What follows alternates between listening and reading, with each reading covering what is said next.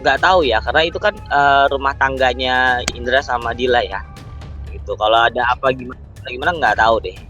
Jarang sih, jarang ngelihat bareng-barengan juga gitu. Kalau kemarin kan soalnya gue cuma berdua sama Bang Indra doang.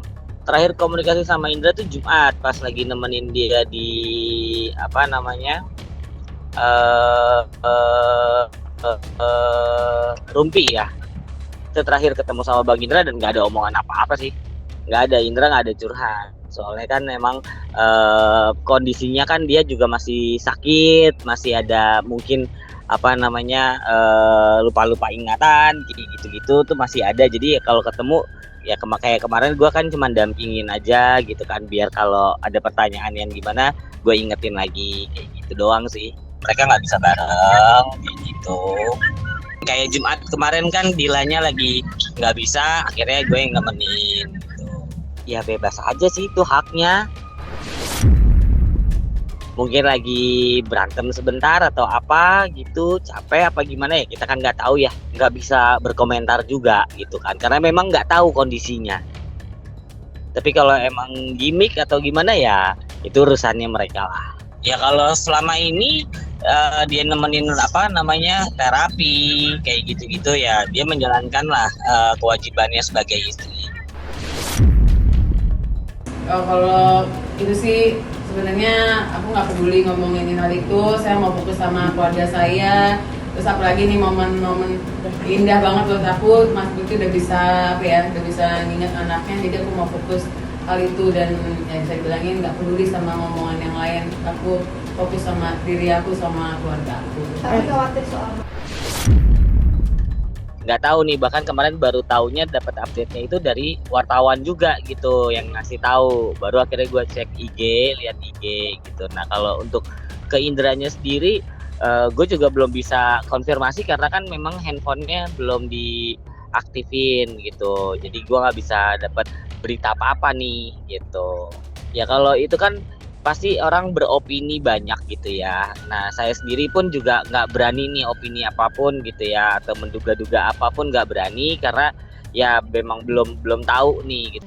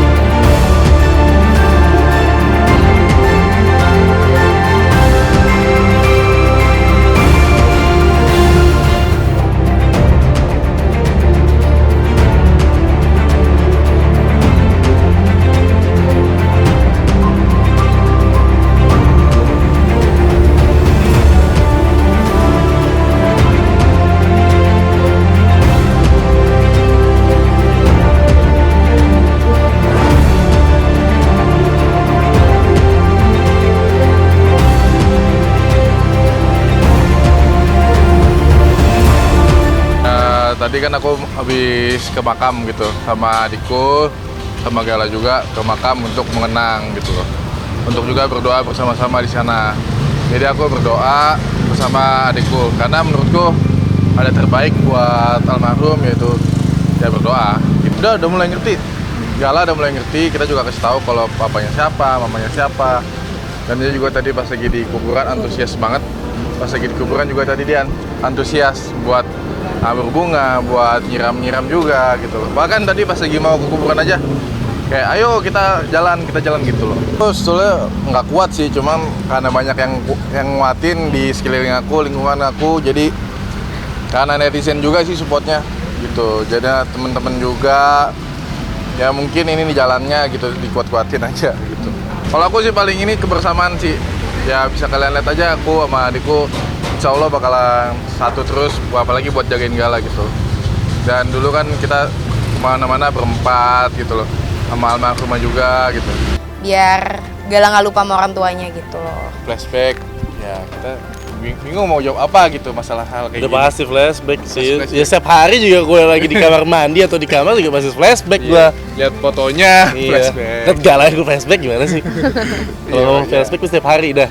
Gimana ya, kita bisa, alhamdulillah bisa kuat sih. Kita berjalan maju banyak yang aja. support sih, alhamdulillah.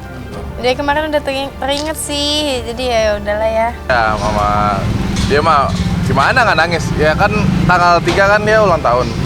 Tanggal 4-nya ada kejadian seperti itu. Gimana dia nggak nangis?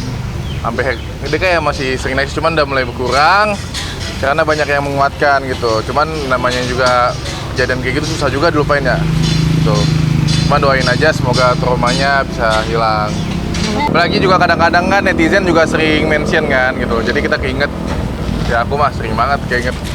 Apalagi apa yang udah diajarkan oleh almarhum dan almarhumah ke aku, itu bakalan keinget banget di otak aku gitu loh. Kita sebagai adiknya kan dulu kan emang namanya juga ada ya, manja ya ke abangnya gitu ya, minta beli ini beli itu, kalau mau kemana ikut gitu loh. Tapi kita kan terpaksa untuk nggak dimanja lagi, apalagi aku jadi anak pertama.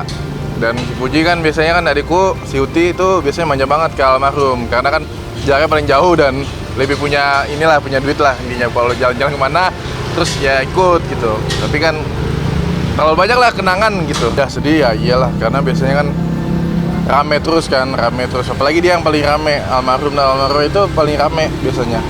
Itu coba nggak ada gitu. Biasanya kita mah simpel aja, ulang tahun kue, cuman itu kayak paling berkesan gitu justru.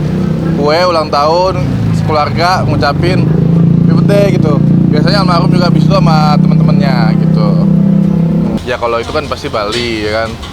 Bali dan juga di rumah gitu. Kadang-kadang ya, paling aku inget sih adalah ulang tahun. Biasanya ulang tahun masing-masing itu biasanya rame terus gitu. Selalu rame, selalu heboh sendiri bersama keluarga. Ya luar biasa mewahnya, luar biasa meriahnya. Ya tidak disangka aja orang yang begitu, keluarga laki-laki yang begitu bagus, begitu menghargai orang. Terus adat dan istiadatnya itu dijunjung tinggi sama keluarga di pihak laki-laki. Alhamdulillah sekali. Di situ saya bangga yang dari 2019 sampai pas hari H-nya itu seorang ibu yang pernah tidur selama berapa tahun itu dari 2019 sampai sekarang langsung terbang.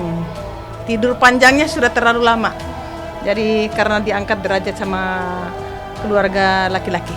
Saya juga tidak sangka anak yang saya tidak pernah rawat seperti rawatnya Indah Permatasari. Luar biasa diangkat derajatnya setinggi-tinggi sama Allah. Angkat itu. Saya tidak sangka anak yang saya tidak perhatikan layaknya Indah Permatasari mulai A sampai Z, anak yang diangkat, anak itu pula yang jambak saya. Tapi anak yang tidak saya perhatikan, anak itu pula yang angkat derajat saya tinggi-tinggi. Itulah rencana Allah, kita tidak tahu. Saya terlalu banyak sayang sama Indah. Terlalu sayang barangkali akhirnya dengan cara begitu barangkali Indah menjambak saya, mencaci maki saya, menghujat saya dengan mulut-mulutnya yang luar biasa. Tapi tidak apa-apa. Kata Pak Kiai, kata Pak Ustadz, anak itu tidak selamanya bagus. Saya punya anak 7, jadi tidak semua bagus. Ada anak yang angkat derajat saya, ada anak yang menjambak saya, menginjak saya. Tidak ada masalah. Tidak minta dilahirkan. Ya Allah. Subhanallah, subhanallah, subhanallah. Ya, tidak apa-apa. Sepanjang netizen yang menghujat saya, sepanjang itu pula Allah lebih angkat derajat saya setinggi-tingginya. Jadi saya tidak terlalu ini. Kan didatang. Ya pasti diundang lah sama Sinta. Kan Sinta kan akrab dua-duanya. Semua anakku sebetulnya akrab, hormat sekali sama saya.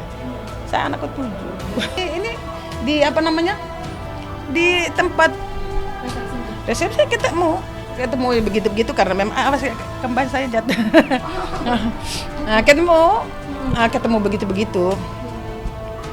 Pas saya dengar juga dari, karena saya sibuk dengan rumah juga, sebelum maghrib begini dia datang di rumah atau sesudah. Oh iya, pas saya sholat maghrib Saya sholat maghrib, dia datang. Karena dia datang sama sepupunya, begitu dia datang, saya pikir si sepupunya saja yang masuk. Pas saya ganti mukena, saya sama cucuku, kita sholat maghrib sama-sama. Selesai itu, masuklah sepupu saya, kemanakan saya, saudara saya yang punya anak. Tak tahu ada dia. Jadi saya mau masuk, ada dia di pintu. Jadi saya tidak pilih lewat di situ. Saya pergi tidur di kamar sebelah. Saya tidak mau masuk di situ. Kalau sama Bang Ari itu sebenarnya kita sih usaha ya pastinya. Ada banget usaha aku tahu banget kayak gimana Bang Ari ke orang tua gitu. Tapi kan ada hal-hal yang nggak memungkinkan itu terjadi gitu. Jadi ya kita nggak usah terlalu memaksakan. Saya diam, lama saya sabar, walaupun saya ngoceh-ngoceh di YouTube saya, ngoceh di TV. Kata Pak Ustadz, kata Pak Kiai, kalau kamu sabar menghadapi segalanya itu, Allah angkat derajatmu tinggi lebih dari itu. Benar sekali sayangku, benar. Walaupun anak-anakku menghina saya, termasuk suami saya menghina saya, terus ada juga keluarga saya yang seolah-olah saya ini jahat, seolah dibikin saya ini jahat banget di mata manusia. Tapi alhamdulillah, tapi di mata manusia seorang keturunan Ningrat datang di keluarga saya. Di situ saya bangga, oh ini jawaban. Selama ini saya sabar, dihina sama netizen, dihina sama manusia-manusia kotor, lalat. Saya kalau boleh ngomong itu yang menghina saya itu lalat. Itu lalar-lalar yang kotor yang di bangkai-bangkai itu yang menghina saya. Jadi di situ saya menilai, oh ini kalau misalnya dihina sama orang itu, kalau misalnya diterima apa adanya, hinaan, cacian, oh ini jawabannya. Saya tidak minta diumrahin. Saya tidak minta datang keluarga hebat ini, tapi datang di sini bertubi-tubi Allah angkat derajat saya. Saya tidak minta sama Indah Permatasari diumrahin. Allah kasih ketuk hatinya Indah Permatasari di saat saya hari Jumat lagi baca Yasin. Tapi di situ Allah itu kita tidak tahu itu rencana Allah itu. Lamanya saya diam, lamanya air mata saya itu diangkat derajat sama Allah setinggi-tingginya dengan keluarga besar ini. Saya tidak tahu keluarga ini, keluarga Ningrat, saya tidak tahu. Banyak orang kasih tahu, oh dia memang beliau ini tidak menampakkan keturunan raja, tapi tidak menampakkan. Tapi selalu orang bilang waktu waktu dalam pernikahan baru saya tahu, oh ini orang Ningrat, orang ini keturunan darah biru. Tapi pas hari H baru tahu saya itu. Karena undangannya itu ada teman papinya, dosen teman papinya itu sampai menangis di tempat di atas, itu manusia dari mana saja diundang. Itu kan lebih 1.000 orang yang diundang, coba bayangkan. Itu manusia ya Allah dari mana saja katanya. Saya tidak mau sebut itu pangkatnya yang datang-datang itu, katanya ada yang pegawai begini, ada pangkatnya begini. Saya tidak tahu. Sesudah ada video saya, ini orangnya ini, baru saya tahu pas posisi hari H.